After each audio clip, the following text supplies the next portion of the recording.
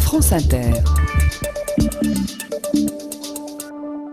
Allez, allez, mesdames et messieurs, dernière chronique du trublion Stéphane Guillon. On en profite à fond, c'est la dernière. Changement de grille à France Inter. Tout doit disparaître avec le grand lifting de la rentrée. Émissions emblématiques à la trappe, journalistes sur la touche, rédacteurs en chef remplacés. Mais surtout, mesdames et messieurs, liquidation totale des humoristes. J'ai bien dit totale. Allez, allez, on y va, on licencie, on brime, on mute sans le moindre état d'âme. France Inter, écoutez l'indifférence.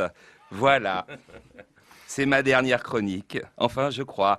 J'essaye de deviner les choses par moi-même. C'est la nouvelle mode, ici personne ne sait rien. On apprend son sort en lisant la presse, télé-loisirs en ce qui me concerne, j'en ai parlé hier, ou en croisant un camarade dans le couloir. Denis, t'es au courant? Tu présentes plus le journal? T'es muté au Standard.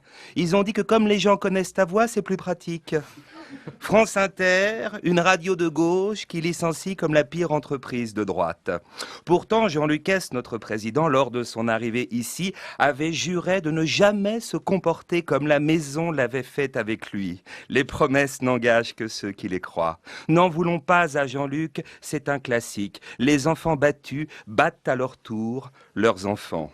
Personne ne sait rien. Détail amusant, en ce moment, pour cause de travaux, une grande bâche recouvre le toit de Radio France avec cette inscription « C'est bien la première fois que nous avons quelque chose à vous cacher ». Vu le nombre de choses que la direction nous cache, on devrait bâcher tout le bâtiment. France Inter en burqa. On circulerait dans le noir avec des lampes torches. Ce serait raccord avec l'ambiance.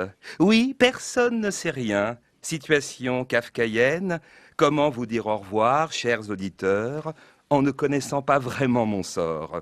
En même temps, si je dois partir, si je la prends dans la torpeur de l'été, un 15 août par exemple, si je suis viré avec la même franchise, le même courage qui a présidé au départ de mes camarades, par précaution, je souhaitais vous dire au revoir et merci.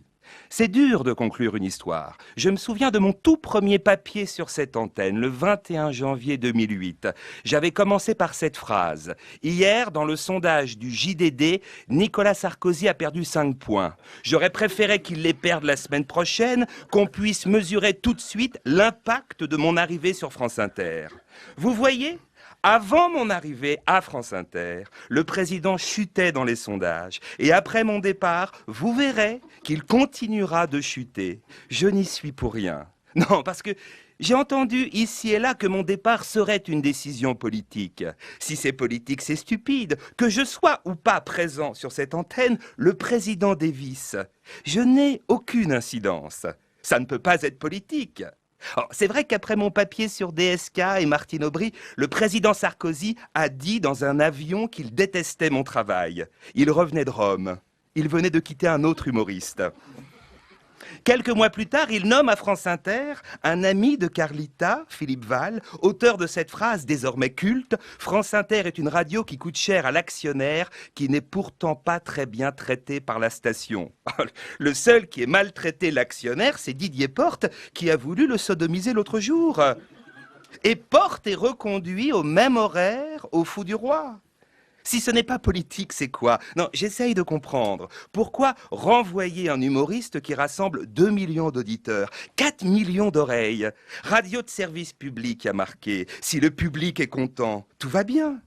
Tous ces gens qu'on réveille le matin, on ne peut pas les laisser. Si, on peut les laisser. On va les laisser. C'est politique alors, c'est politique, c'est politique. L'hiver dernier, notre PDG Jean Lucas a rapporté un morceau du mur de Berlin pour l'exposer ici. Il a bien fait. Il paraît qu'à Berlin, ce bloc de béton avait la nostalgie du passé. Censure, brimade, promotion des uns, humiliation des autres. Depuis qu'il est chez nous, à Radio France, il retrouve ses couleurs d'antan. Ah, j'ai oublié de vous dire. La fin des travaux à Radio France est prévue pour 2012.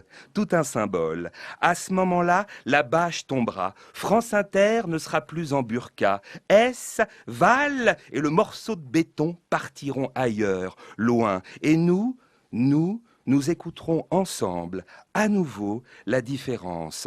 Merci à tous, du fond du cœur. Vous allez me manquer.